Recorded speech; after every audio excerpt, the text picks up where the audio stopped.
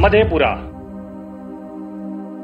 बिहार के मिथिला क्षेत्र में स्थित मधेपुरा उन 38 जिलों में से एक है जहां की संस्कृति और ऐतिहासिक विरासत आज भी यहां बसने वाले लोगों को अपना सर फक्र से ऊंचा करने का गौरव प्रदान करता है। 9 मई 1981 को सहरसा जिले से अलग होकर बना, वहीं सहरसा इससे पूर्व 1 अप्रैल 1954 को भागलपुर जिले से अलग होकर बना था। मधेपुरा जिले की स्थिति आज भी दयनीय है। यह जिला आज देश के 250 सबसे पिछड़े जिलों में से एक है। यह बिहार के उन 36 जिलों में से एक है जो वर्तमान में पिछड़ा क्षेत्र अनुदान निधि कार्यक्रम BRGF से धन प्राप्त कर रहा है। यह कोसी घाटी के केंद्र में स्थित है, जिसके कारण पहले इसे मध्यपुरा कहा जाता था, जो बाद में मधेपुरा और वर्तमान में मधेपुरा में बदल गया। यह उत्तर में अररिया और सुपौल, दक्षिण में खगड़िया और भागलपुर, पूर्व में पूर्णिया और पश्चिम में सहरसा जिले से घिरा हुआ है। वहीं पौराणिक मान्यताओं के अनुसार ऐसा कहा जाता है कि इस क्षेत्र में भगवान कृष्ण के कुल के अधिकांश लोग रहते थे, जो माधव कहलाते थे। यही कारण है कि इसे माधवपुर कहा जाता था, जो धीरे धीरे मधेपुरा बन गया। कालांतर में आर्यों ने मधेपुरा पर अपने प्रभाव का विस्तार कर वर्चस्व स्थापित किया। आर्य संस्कृति के अंतर्गत यह भूमि ऋषियों की तपस्थली थी। रामायण काल में यहाँ ऋषि श्रृंग का आश्रम था। किंवदंती यह है कि त्रेता के मर्यादा पुरुषोत्तम श्री राम के जन्म के निमित्त ऋषि श्रृंग द्वारा संपादित पुत्रेष्ठी यज्ञ यही हुआ था। मधेपुरा महाभारत कालीन अंग देश का मध्यपुरी था। प्राचीन अवशेषों एवं प्राप्त प्रतिमाओं से पता चलता है कि बौद्ध युग एवं गुप्तकालीन स्वर्ण युग में भी यह अपने अस्तित्व में था। इस पर मौर्य, सिंह, कण्व और कुषाण राजवंशों का भी शासन था। मधेपुरा मौर्य साम्राज्य का एक हिस्सा था, जिसका प्रमाण किशुनगंज में खोजा गया मौर्य स्तंभ है।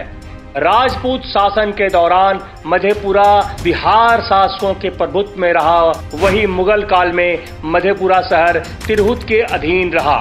उदा किशुनगंज अंतर्गत सरसंडी गांव में अकबर के समय की एक मस्जिद आज भी मौजूद है। सिकंदर शाह ने भी जिले का दौरा किया था, जो साहूगढ़ गांव में मिले सिक्कों से स्पष्ट होता है। वहीं ब्रिटिश राज के दौरान मधेपुरा जिले पर मुरहो स्टेट के यादव जमींदारों का प्रभुत्व था, जो जिले के सबसे बड़े जमींदार थे। भारत की आजादी के संग्राम में मधेपुरा के योगदान को भुलाया नहीं जा सकता। उत्तरी भागलपुर अर्थात तत्कालीन मधेपुरा अनुमंडल के नागरिकों की आजादी की लड़ाई में उल्लेखनीय भूमिका रही है। मधेपुरा बिहार और बंगाल के प्रांतीय कांग्रेस कमेटी के अलग होने से पहले भी कांग्रेस संगठन का मुख्य केंद्र था। 13 अगस्त 1942 को श्री भूपेंद्र नारायण मंडल, मेहताब लाल यादव, देवता प्रसाद सिंह और अन्य लोगों के नेतृत्व में बड़ी संख्या में लोग अदालत परिसर में पहुंचे और हरे कृष्ण चौधरी नाम का एक 14 साल का युवा लड़का ऊपर चढ़ गया और झंडा फहरा दिया। फिर मधेपुरा कोर्ट के कोषागार भवन पर राष्ट्रीय ध्वज के साथ उपमंडल के सभी पुलिस स्टेशनों पर कब्जा कर लिया। मधेपुरा का सिंहेश्वर मंदिर आज भी इस जिले के सबसे चर्चित और प्रसिद्ध जगह में से एक है।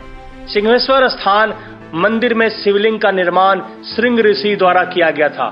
श्रृंग ऋषि ही वह व्यक्ति थे जिन्होंने राजा दशरथ के लिए पुत्रेष्ठी यज्ञ का आयोजन किया था और इसके परिणाम स्वरूप उन्हें 4 पुत्रों का आशीर्वाद प्राप्त हुआ। इस पौराणिक कथा का प्रभाव बड़ी संख्या में निसंतान महिलाओं पर देखा जा सकता है, जो यहाँ दैनिक आधार पर पूजा करने आती हैं। 14वीं शताब्दी में महाकवि विद्यापति ने भी अपने साहित्य में इसका उल्लेख किया है। वर्तमान मंदिर कुषाण वंश द्वारा बनवाया गया था। ऐसा माना जाता है कि सिंहेश्वर में एक रात रुकने से 1000 गायों के दान का फल मिलता है। इसके अलावा चंडी स्थान, बड़ी दुर्गा मंदिर, जिला मुख्यालय और बाबा कारू किरहर आदि यहाँ के प्रमुख दर्शनीय स्थलों में से एक है। बिहार के हर जिले की तरह मधेपुरा भी कृषि पर आधारित है, परंतु पिछले कुछ सालों से यहाँ छोटे मोटे उद्योग आगे बढ़ रहे हैं, जो जिले के लिए अच्छी खबर है। इसके अलावा भारतीय रेलवे द्वारा फ्रांस की एल्स्टॉम SA के साथ संयुक्त उद्यम में मधेपुरा में एक इलेक्ट्रिक लोकोमोटिव कारखाना स्थापित किया गया है। इस कारखाने को भारत में सबसे शक्तिशाली रेलवे इंजन WAG-12 के निर्माण का गौरव प्राप्त है।